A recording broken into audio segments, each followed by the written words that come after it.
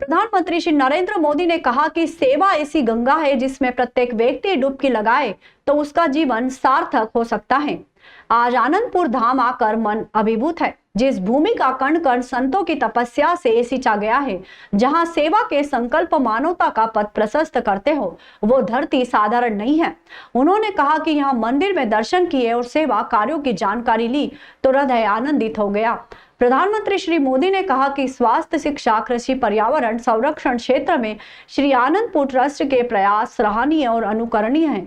केंद्र संस्कार भी सेवा की भावना को केंद्र में रखकर निर्धन वर्ग के लिए निःशुल्क अनाज, पेयजल, आवास और स्वास्थ्य से जुड़ी जन कल्याण की योजनाओं का संचालन कर रही है। देश में नए नए एम्स, IIT, IIM संस्थान प्रारंभ किए जा रहे हैं। हमारा पर्यावरण संरक्षित हो, इसके लिए एक पेड़ मां के नाम अभियान जारी है। गरीब और वंचित व्यक्तियों के उत्थान के लिए सबका साथ, सबका विकास, सबका विश्वास, सबका प्रयास का मंत्र सरकार की नीति और निष्ठा है। सेवा की भावना हमारे व्यक्तित्व को निखारती है और व्यक्ति को बड़े उद्देश्यों से जोड़ती है। प्रधानमंत्री श्री मोदी शुक्रवार को अशोकनगर के आनंदपुर धाम में वार्षिक बैसाखी मेले और संस्था के गुरु महाराज के अवतरण दिवस के अवसर पर आयोजित कार्यक्रम को संबोधित कर रहे थे। कार्यक्रम में राज्यपाल श्री मंगूभाई पटेल, मुख्यमंत्री डॉक्टर मोहन यादव, केंद्रीय संचार एवं पूर्वोत्तर क्षेत्र विकास मंत्री ज्योतिराज सिंधिया, वरिष्ठ सांसद VD शर्मा, सांसद जनार्दन सिंह सिग्रीवाल सहित बड़ी संख्या में आनंदपुर धाम के अनुयायी उपस्थित थे। प्रधानमंत्री श्री मोदी ने आश्रम के गुरु महाराज से आशीर्वाद प्राप्त किया। प्रधानमंत्री श्री मोदी ने आनंदपुर धाम मंदिर परिसर का भ्रमण किया और गुरुजी महाराज मंदिर में दर्शन व पूजा अर्चना की। प्रधानमंत्री श्री मोदी ने आनंद सरोवर की आरती उतारी और पुष्प अर्पित किए। आनंदपुर में हर वर्ष 3 दिवसीय वैशाखी मेला लगता है। इस वर्ष भारत के विभिन्न राज्यों से लगभग 20,000 लोग आनंदपुर पहुंचे हैं। और इसलिए हमारे संतों ने अशोकनगर के बारे में कहा था कि यहां शोक आने से डरता है।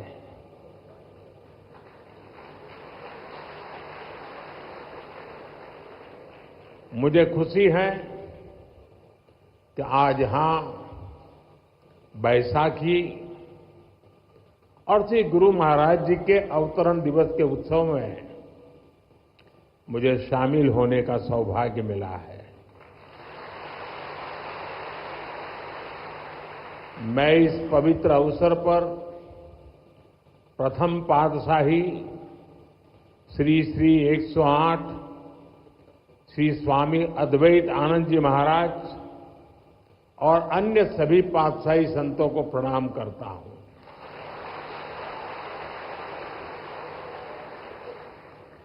मुझे जानकारी मिली है कि आज ही के दिन 1936 में श्री द्वितीय पातशाह जी को महासमाधि दी गई थी। आज के ही दिन 1964 में श्री तृतीय पातशाही जी निज स्वरूप में लीन हुए थे। मैं इन दोनों सदगुरु महाराज जी के प्रति श्रद्धा सुमन अर्पित करता हूं। मैं मां जागेश्वरी देवी, मां बीजासन, मां जानकी करेला माता धाम को भी प्रणाम करता हूं और आप सभी को बैसाखी और श्री गुरु महाराज जी के अवतरण उत्सव की बधाई देता हूं।